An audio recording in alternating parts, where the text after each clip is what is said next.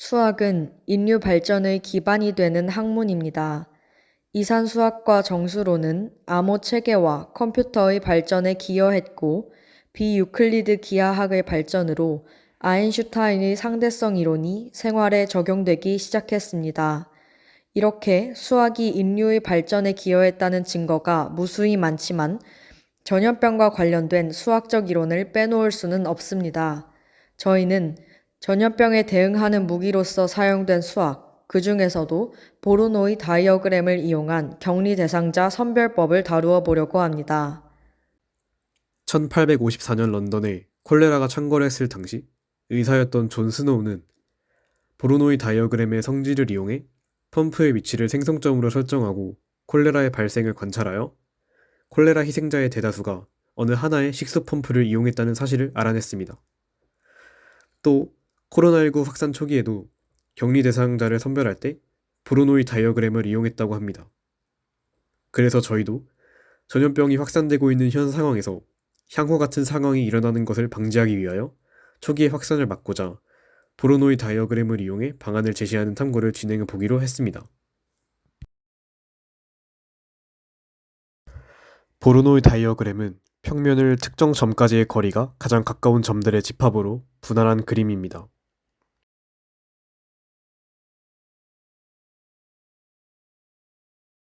보르노이 다이어그램을 완성하기 위한 첫걸음은 생성점을 지정하는 것입니다.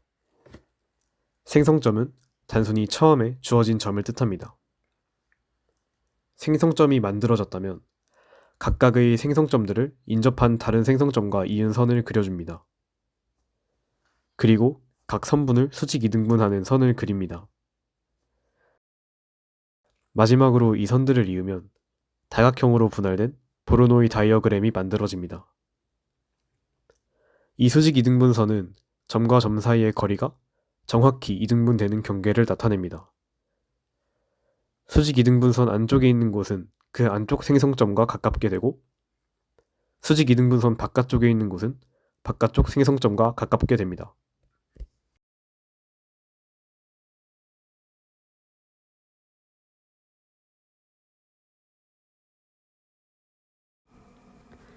이를 눈으로 확인할 수 있도록 간단한 실험을 해보았습니다.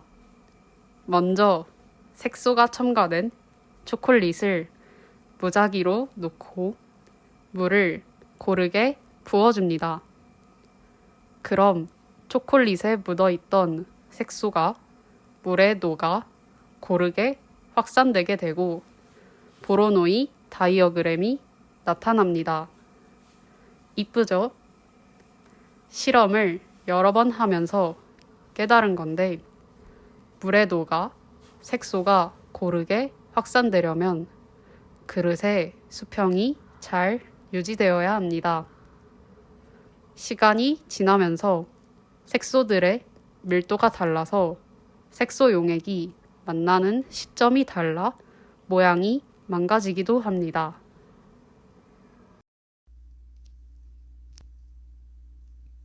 다음과 같이 상황을 가정해 보겠습니다. 축제 때 유행하고 있는 이 전염병은 비말을 통해 감염되며 각 부스는 파란색 점으로 표시된 위치에서 운영됩니다. 또한 안전상의 이유로 축제 상황을 상시 촬영하기로 하였으며 전염병의 치명률이 높아 학교 측에서는 확진자뿐만 아니라 고위험군인 밀접 접촉자도 격리시키고자 합니다. 이 그림은 하나고등학교의 도면입니다. 이제 이 도면에 파란색 점을 찍어 부스를 표현해 보겠습니다. 효과적인 탐구를 위해 부스를 운동장, 교과동, 달빛마당, 햇살마당 등 학교 곳곳에 설치하는 것으로 가정했습니다. 이제 각 장소마다 그곳에 있는 부스를 생성점으로 하는 보르노이 다이어그램을 표현해 보겠습니다. 먼저 햇살마당을 예시로 보겠습니다. 앞에서 언급했던 것과 같이 생성점, 즉 축제 부스의 위치를 이은 선분을 그립니다. 그리고 수직 이등분선을 이용하여 보르노이 다이어그램을 완성해줍니다.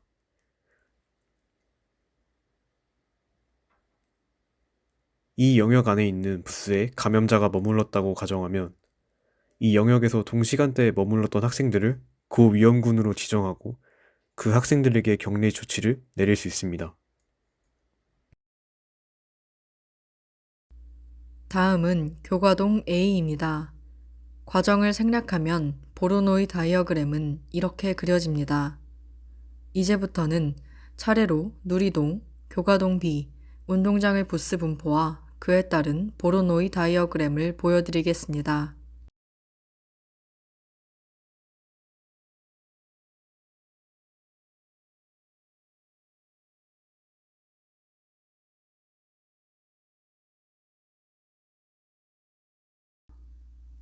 초기에 감염 확산을 차단하기 위해서 격리 명단을 작성할 때 감염자와 동시간대에 같은 다각형 안에 있었던 사람들을 중심으로 명단을 작성하면 효율적인 전염병 확산 관리가 가능할 것입니다. 하지만 전염병의 확산이 한 부스 안에서만 일어난다는 보장은 없습니다. 보로노이 다이어그램을 설명할 때 생성점을 잡은 이후 각각의 생성점들을 인접한 다른 생성점과 이은 선을 그린다고 말씀드렸습니다. 그런데 조금만 오래 들여다보아도 생성점을 잇는 방법은 한 가지만 존재하지 않습니다.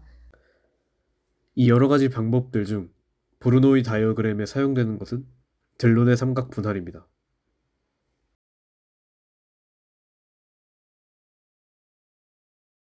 델론의 삼각 분할은 삼각형들의 내각의 최소값이 최대가 되도록 하는 분할을 말합니다. 이를 더 직관적으로 표현해보자면 정삼각형에 가깝게 분할한 경우라고도 할 수 있죠.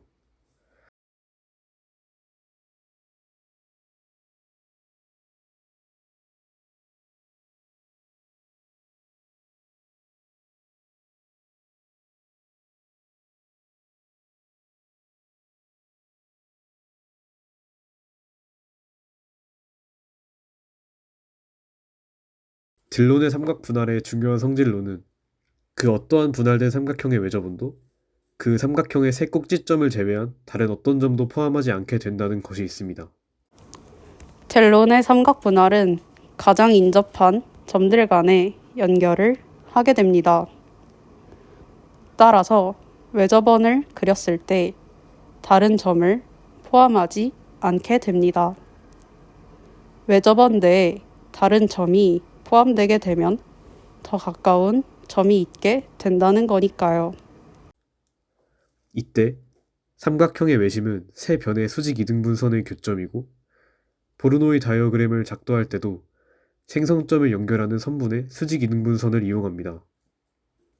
따라서 딜론의 삼각 분할이 주어지면 보르노이 다이어그램을 그릴 수 있게 되고 반대로 보르노이 다이어그램이 주어져도 딜론의 삼각 분할을 그릴 수 있죠. 여기서 둘은 서로 쿵짝하는 관계, 수학적으로 쌍대 관계에 있다고 말합니다. 이를 아까의 상황에 이용한다면 같은 다각형 안에 있었던 사람들 뿐만 아니라 딜론의 삼각 분할에서 인근 부스의 사람들에게도 검사 권고 메시지를 보내서 보다 확실한 전염 차단이 가능할 것입니다. 지금까지 보르노이 다이어그램을 이용한 격리 대상자 선별에 대하여 탐구했습니다. 그런데 감염자를 관리하는 것도 중요하지만 실제 전염병에 대응하는 가장 합리적인 방법은 예방입니다. 그리고 역시 이에도 수학이 적용됩니다. 학자들은 말라리아의 대유행 때부터 기초감염 재생산소를 연구하여 코로나19 팬데믹 상황에서 획기적인 예측을 제시했습니다. 앞으로는 이렇게 수학이 우리 생활에서 어떤 의미를 갖는지 생각해보는 것은 어떨까요? 지금까지 시청해주셔서 감사합니다.